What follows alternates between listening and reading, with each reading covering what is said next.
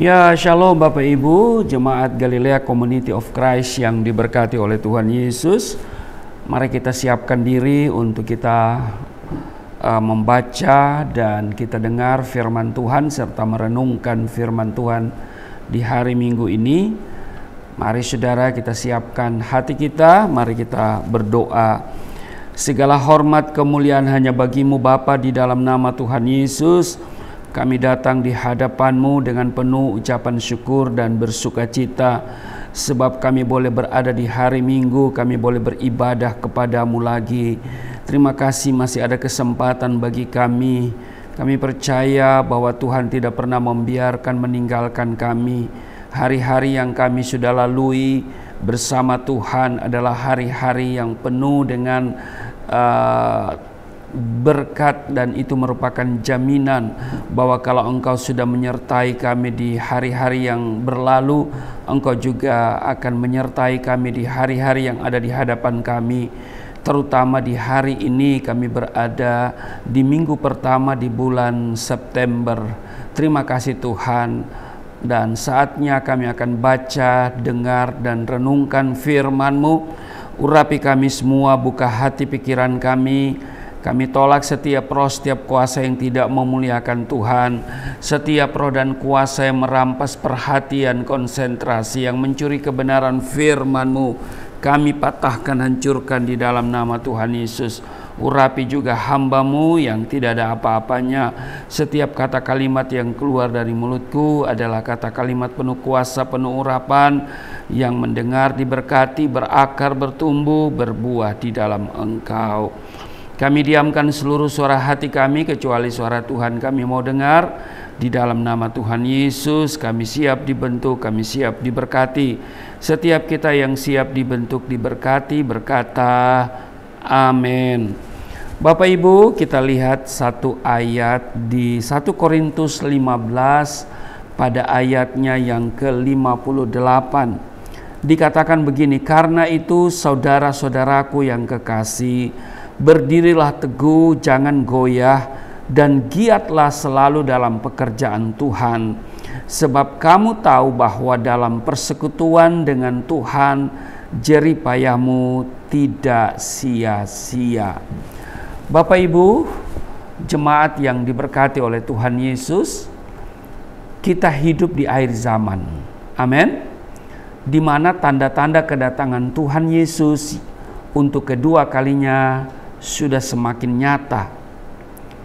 Peringatan-peringatan dan tanda-tanda yang Tuhan nyatakan dalam firman-Nya, kita lihat hari-hari ini menjadi kenyataan. Dan jika kita perhatikan apa yang terjadi di dunia saat ini, saudara, saat ini dunia sedang dipersiapkan di mana iblis atau antikristus berkuasa. Itu sebabnya Alkitab mengingatkan saudara dan saya agar kita semua berjaga-jaga, agar kita tidak akan tidak dicuri damai sejahtera, bahkan tidak ada yang sampai mengambil atau mencuri mahkota yang kita punya, seperti tertulis di dalam kitab Wahyu pasal 3 ayat 11, aku datang segera, peganglah apa yang ada padamu, supaya tidak seorang pun mengambil mahkotamu.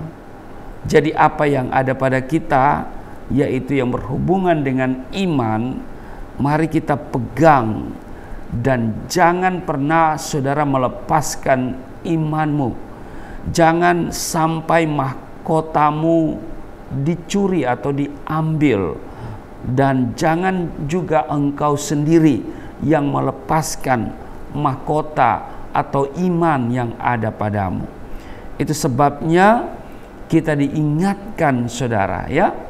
Nah, bagaimana kemudian kita mempersiapkan diri kita atau mempersiapkan diri kita di akhir zaman ini. Secara singkat kita dapat merangkum ya satu ayat tadi yang kita baca di dalam 1 Korintus 15 ayatnya yang ke-58. Saya bisa rangkum ini dalam dua kata yang sangat sederhana yang kemudian menjadi pesan Tuhan bagi kita hari ini, yaitu semakin giat. Dikatakan begini, karena itu saudara-saudaraku yang kekasih, berdirilah teguh, jangan goyah, dan giatlah selalu dalam pekerjaan Tuhan.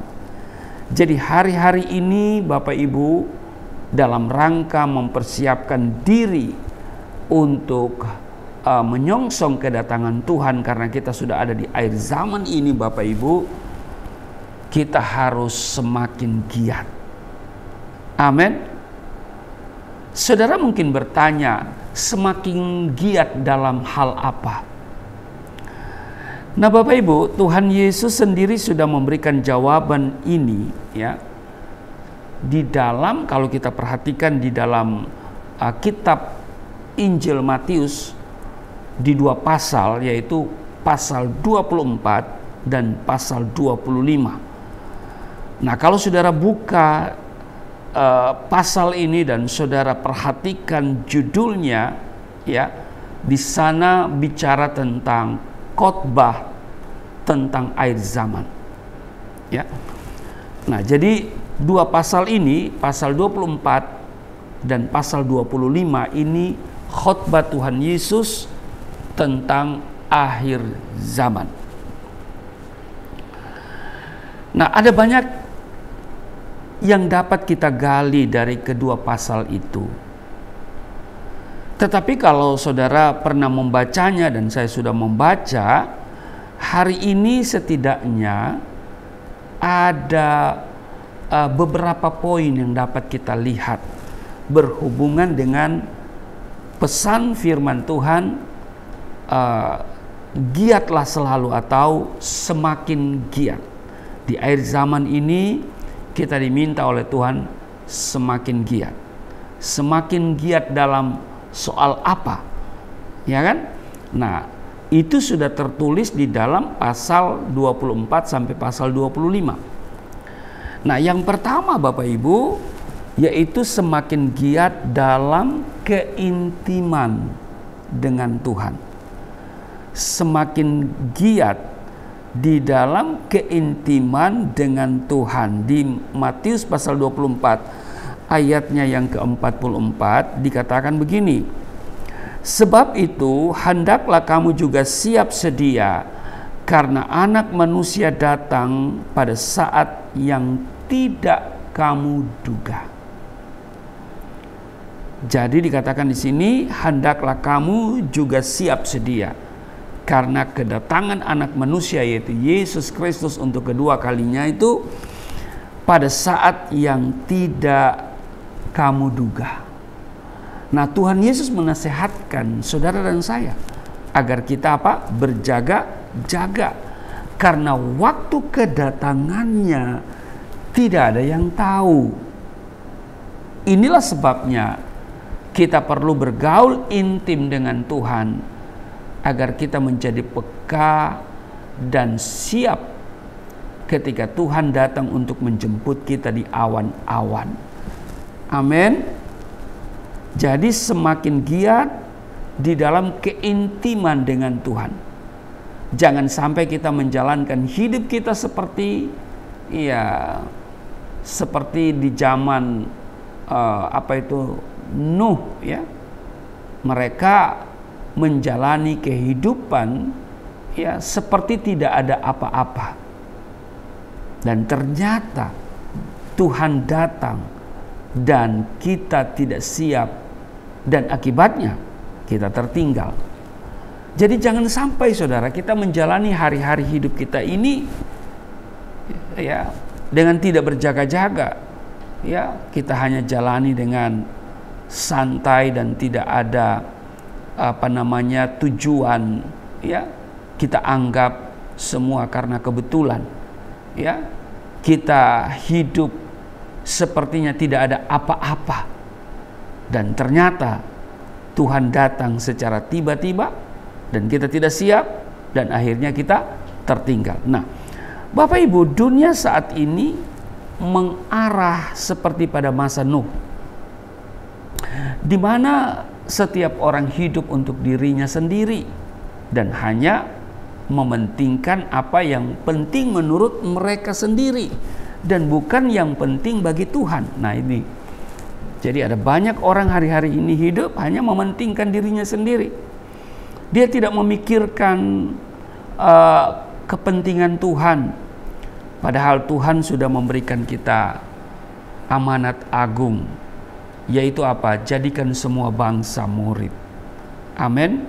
Dan kita harus mengambil bagian, ya, harus berperan aktif, ya, langsung maupun tidak langsung. Amin. Ya, jangan sampai kita seperti di zaman Nuh, di mana setiap orang hidup untuk dirinya sendiri dan mereka pikir tidak ada apa-apanya. Ya udah, hidup ini berorientasi pada dirinya sendiri. Dan mereka tidak pernah memikirkan apa yang penting menurut Tuhan.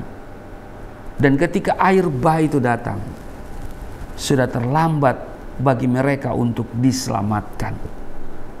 Saudara, jangan sampai hal ini terjadi, ya. Jangan sampai ini terjadi pada diri kita. Oleh karena itu, kita berjaga-jaga dengan semakin giat di dalam keintiman dengan Tuhan. Jadi ini hal pertama Bapak Ibu, semakin giat. Ini pesan Tuhan hari ini. Kita semakin giat dalam hal apa? Yang pertama, semakin giat di dalam keintiman dengan Tuhan.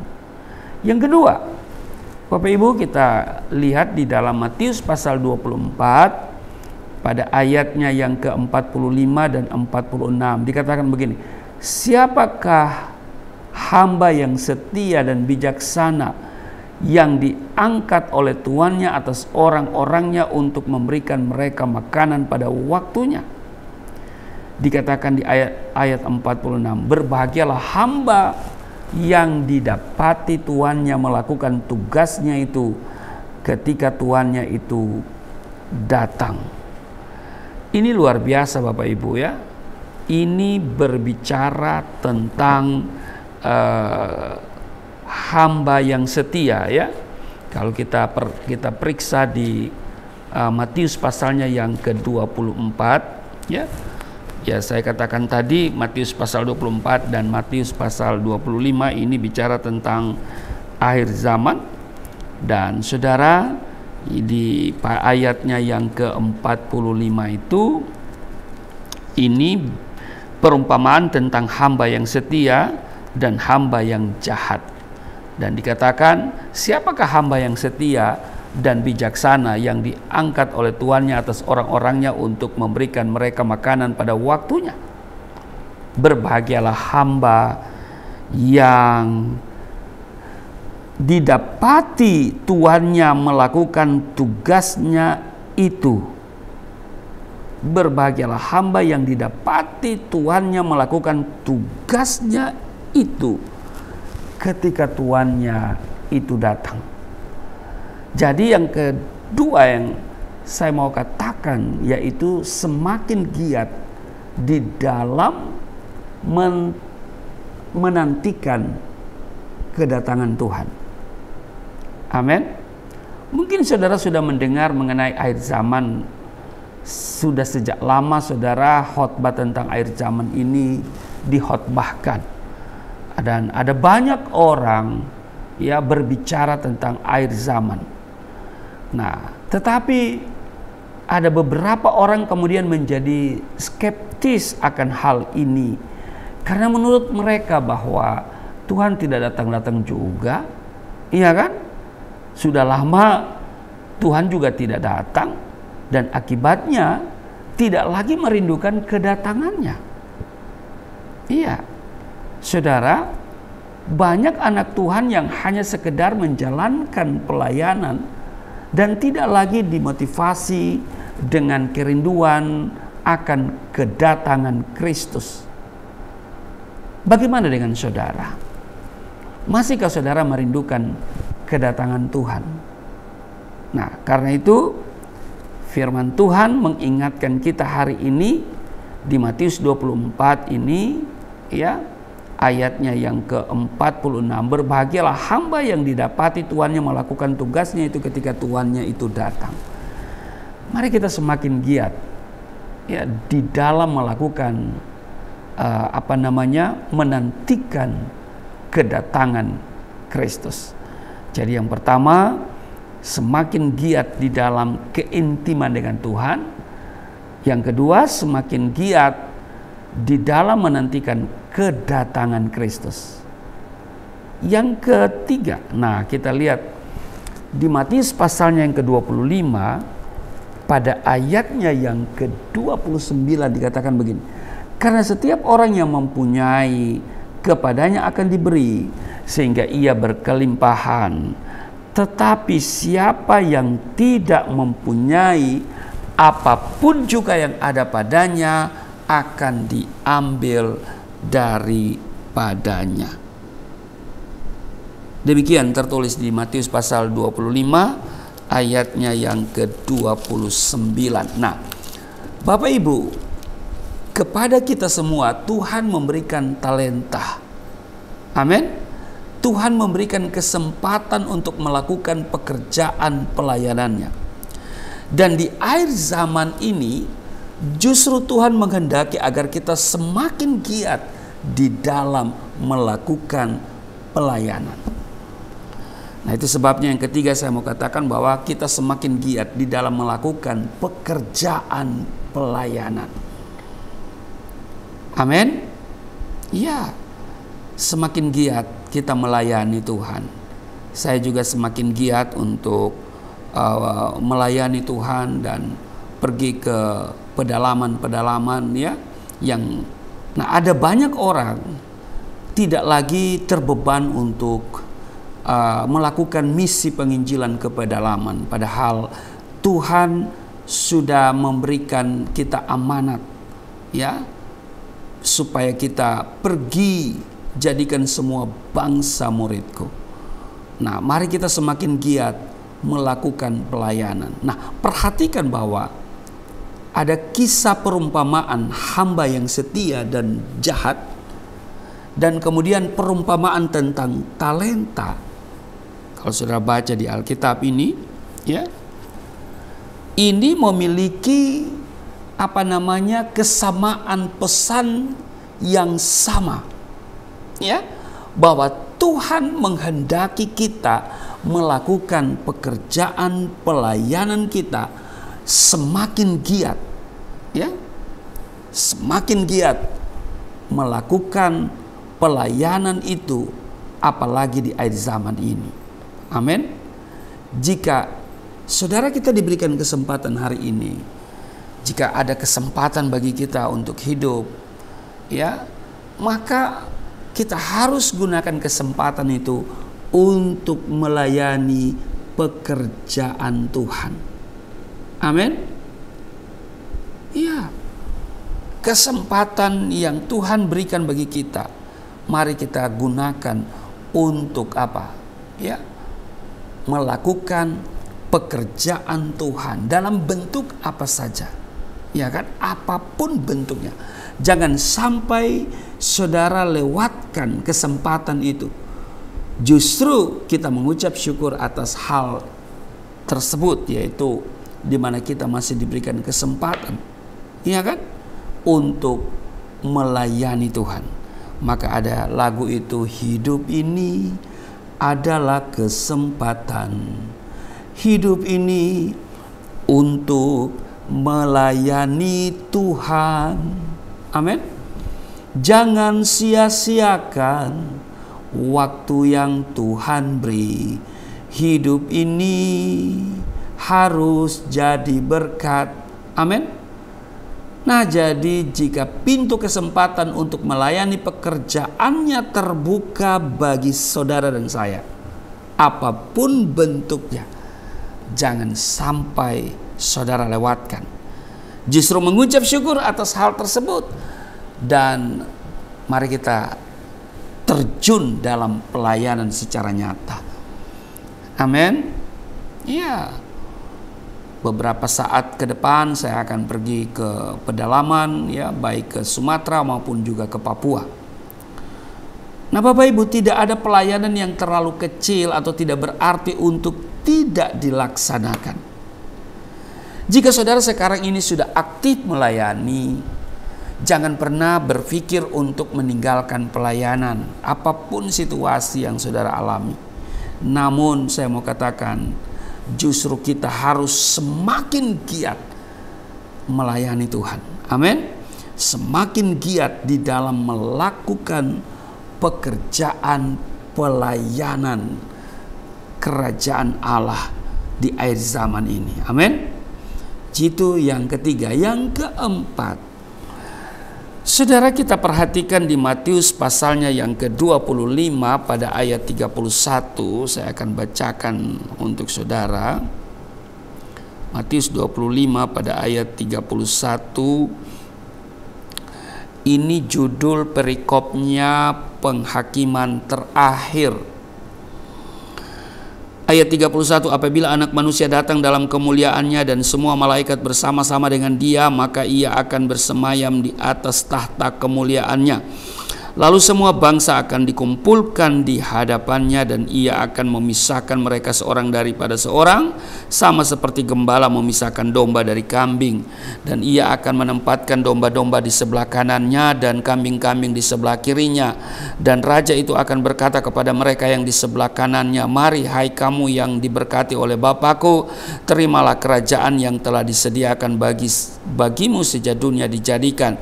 Sebab ketika aku lapar, kamu memberi aku makan, ketika aku haus, kamu memberi aku minum, ketika aku seorang asing, kamu memberi aku tumpangan, ketika aku telanjang, kamu memberi aku pakaian, ketika aku sakit, kamu melawat aku, ketika aku di dalam penjara, kamu mengunjungi aku.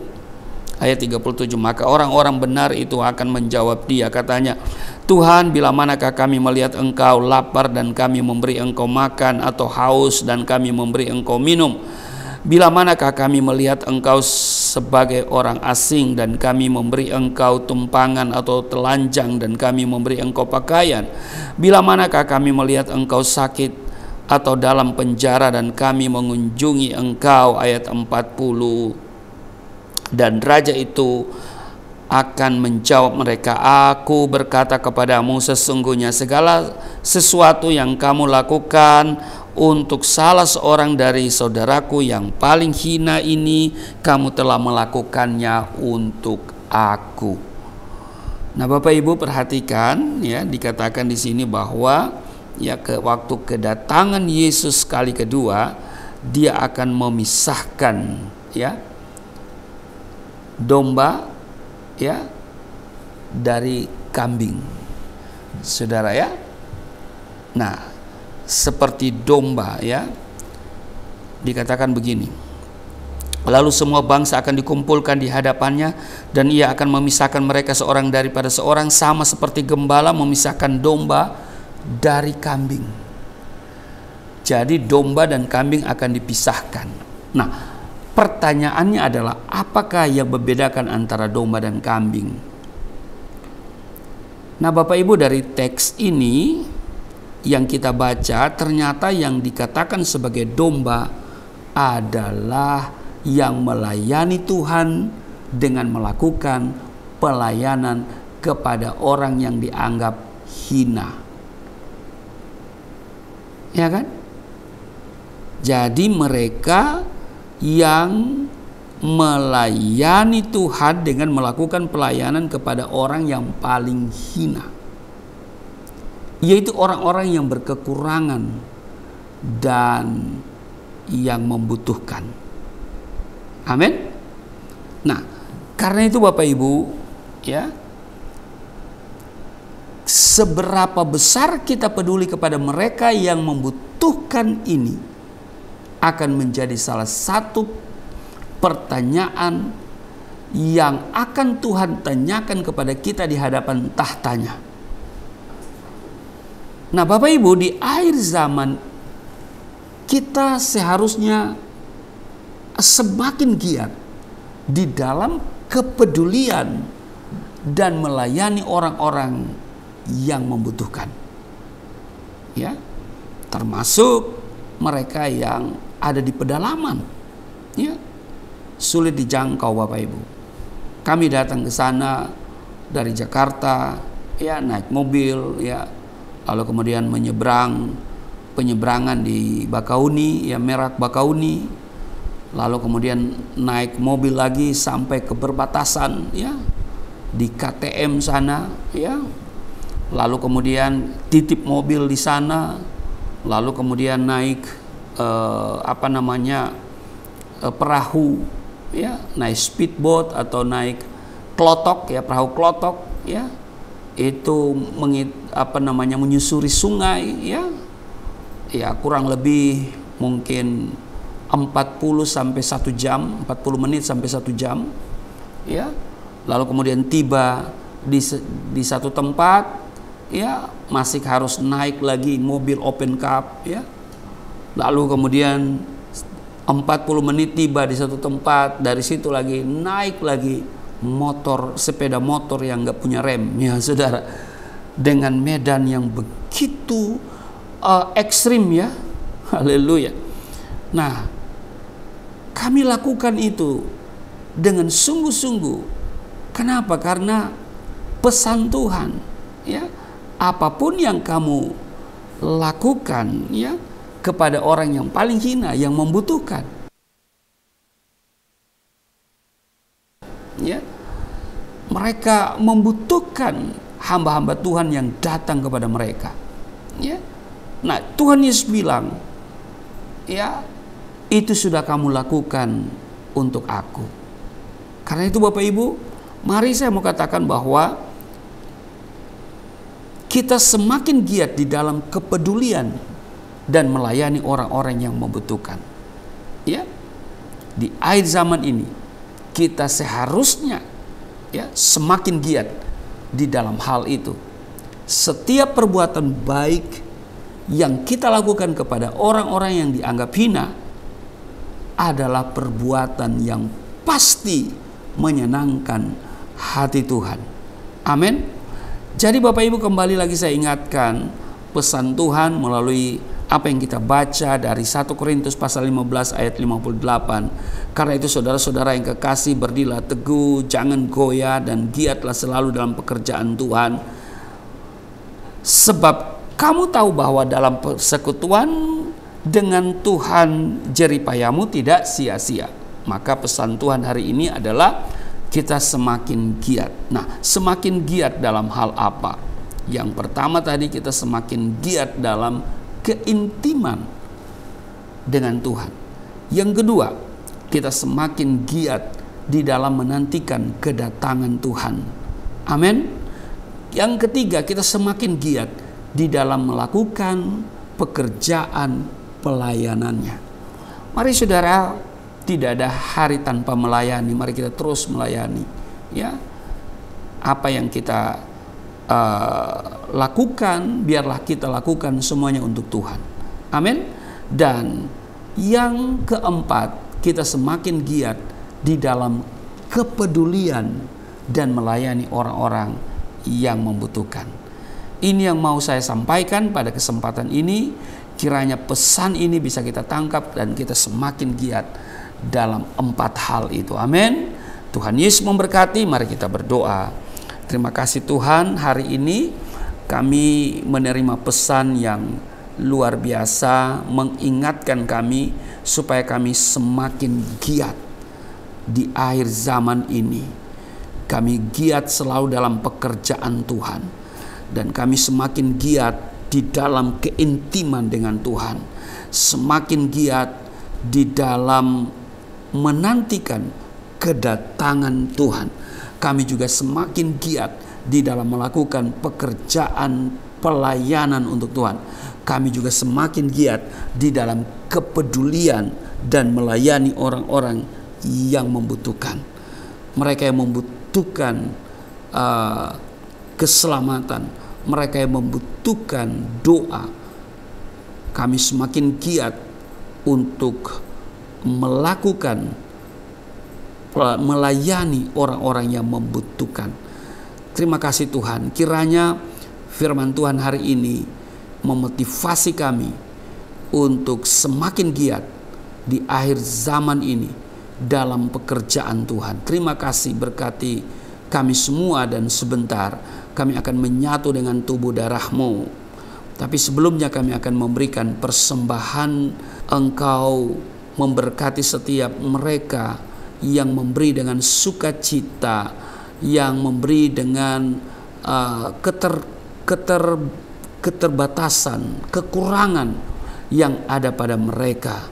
Tuhan, setiap rupiah yang mereka berikan, Tuhan perhatikan, Tuhan kembalikan 30, 60, bahkan 100 kali ganda. Di dalam nama Tuhan Yesus, waktu kami memberi, kami percaya bahwa kami tidak akan pernah kekurangan.